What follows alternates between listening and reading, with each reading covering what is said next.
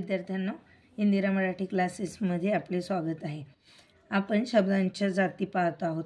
त्यातला आपण आज भाग 5वा बघणार आहोत, उभयान्वयी अव्यय।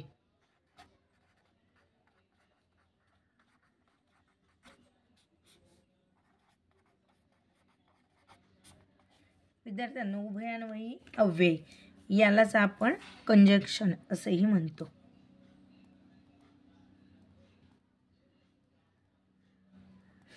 आता उभयान्वयी अव्यय म्हणजे काय, तर दोन शब्द किंवा दोन वाक्य यांना जोडण्याचे काम करणाऱ्या शब्दाला उभयान्वयी अव्यय असं म्हटलं जातं। आपण व्याख्या बघूयात उभयान्वयी अव्ययाची। दोन शब्द किंवा दोन वाक्ये यांना जोडणाऱ्या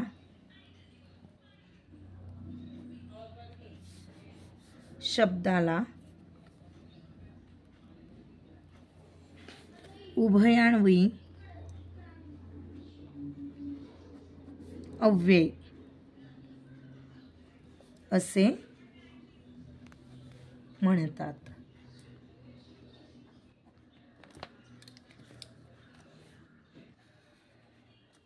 त्यांना आपण काय म्हणतो विद्यार्थ्यांनो, उभयान्वयी अव्यय। मग हे कसे जोडले जातात?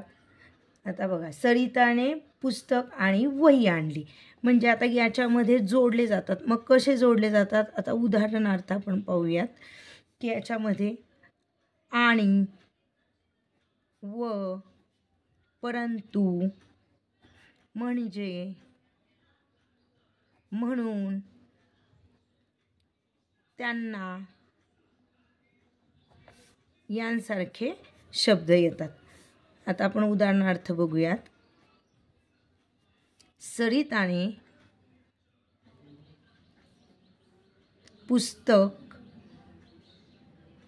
आणि वही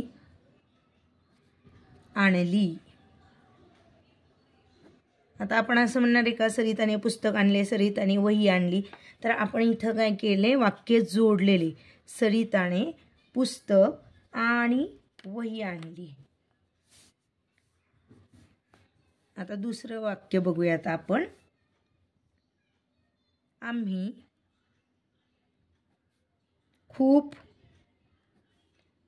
प्रयत्न केले, म्हणून आम्ही जिंकलो। इथं काय आणलेलं आहे, कोणत्या शब्दाने जोडलेले, म्हणून। तर तिसरं वाक्य बघूयात आपण। विकास व विनया मावशीकडे पुण्याला गेले।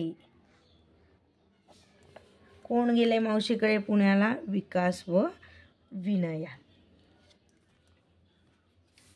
चौथं बघूयात। मला पाऊस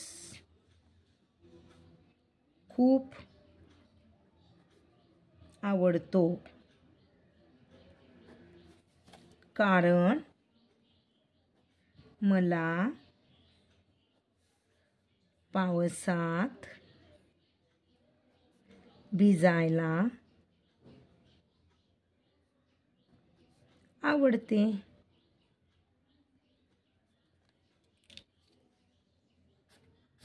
इथं कशाने जोडले? कारणने।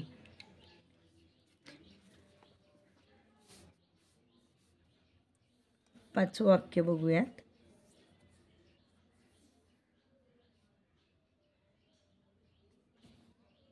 आम्ही आज शाळेत जाणार होतो, परंतु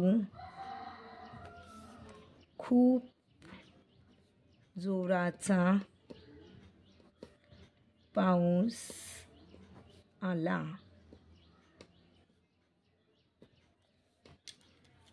इथं कशाने जोडलेले? परंतुने.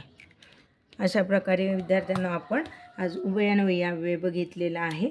तर उभयान्वयी अव्यय म्हणजे काय? दोन शब्द किंवा वाक्य जोडली जातात आणि व परंतु म्हणजे म्हणून अशा प्रकारे वाक्य जोडली जातात ते. तर अशा प्रकारे आज आपण उभयान्वयी अव्यय बघितला. व्हिडिओ आवडल्यास लाईक करा, शेअर करा. थँक्यू.